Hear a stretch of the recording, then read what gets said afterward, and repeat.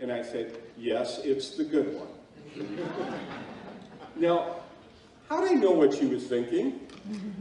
It's interesting. So I gave Maggie the pumpkin bread and she took off. Now, it's interesting.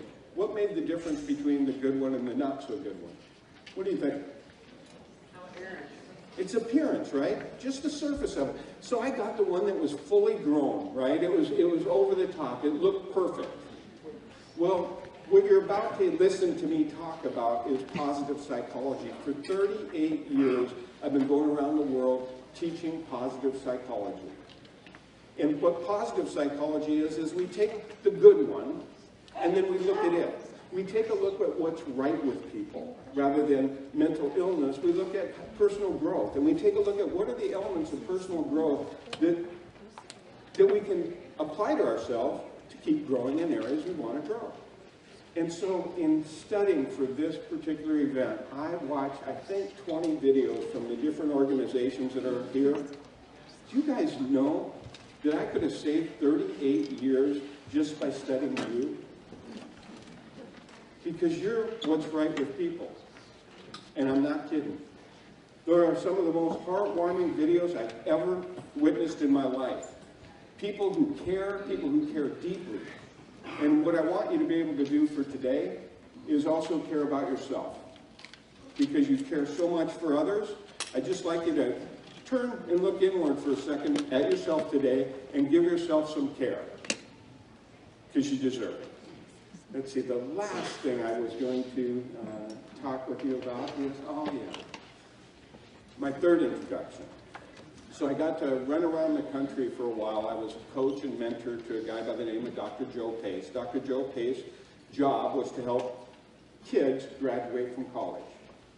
And so he studied persistence and taught the techniques of persistence. And so as I was traveling around the country with him, Joe would always say that student graduation is a commitment by the administration, the faculty, and the staff. And he'd say, you know what, it's a commitment like you can't steal second with your foot on first.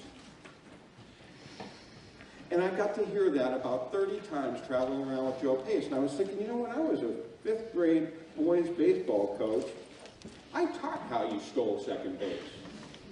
Do you know how you steal second base?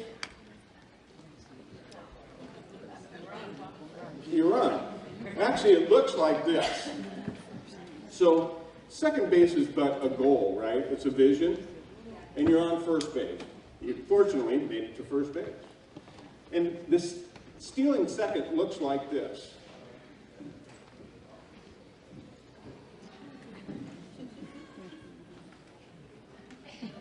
Stealing second looks like that, right? Taking a lead. Do you know why you take 3 sideways strides off of first base?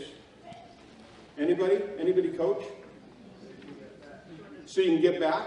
Actually, the physics involved is quite interesting. 3 half strides off of first base is equal to body length arm extended from the bag. So if I just fall right now, I'm touching first base. Kind of cool, huh? But something else happens. You guys watched the game the other day? Okay, the one we won? You won. At any rate, when you see this happen, you know something's about to happen. And it's this. What just happened? Motivation just went that way. I leaned, right? Which meant I committed. And everybody in the arena knows it.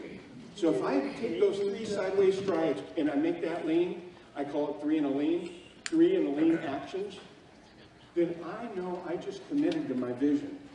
And so when I'm teaching people, so I was working with an organization, teaching them goal setting, teaching them vision building. You guys have, we'll deal with that in a workshop later, but what I want you to know is anytime you set a vision, if you can help yourself take 4 actions toward that vision, you'll actually believe you're going to accomplish it. And the key to achieving a vision is believing you can accomplish it. So we teach what's called efficacy, self-efficacy, which is your belief in your ability to cause. Cause what? Cause the future you want. So once I set a vision, we're going to take 4 actions toward it. So today, this is all about you. Let's see if I can do this.